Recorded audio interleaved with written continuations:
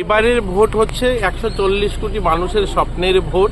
এবারের ভোট হচ্ছে প্রধানমন্ত্রী নরেন্দ্র মোদীজি বিকশিত ভারত নির্মাণের ভোট। এবারের ভোট হচ্ছে কবি অতুল প্রসাদ সেনের শ্রেষ্ঠত্বের ভোট। তিনি বলেছিলেন ভারত জগৎসভায় শ্রেষ্ঠ আসন হবে, তার ভোট। আমরা সবার কাছে অনুরোধ করব এই পূর্ব ত্রিপুরা আসনের যারা ভোটাররা রয়েছে, যুব ভোটাররা রয়েছে, সবাইকে সকাল সকাল এসে সবাই যেন ভোটদান করে। আমরা চাই 100% ভোটদান হোক। এটা গণতন্ত্রের সবচেয়ে বড় উৎসব। এখানে যেন সবাই সামিল হয় এবং সবাই যেন সুশৃঙ্খলভাবে ভোট দিতে পারে। প্রশাসন তার ব্যবস্থা করেছে। আমরা দেখছি এই প্রখর তাপের মধ্যেও মানুষ কিন্তু লাইনে দাঁড়িয়ে ভোট দিচ্ছে।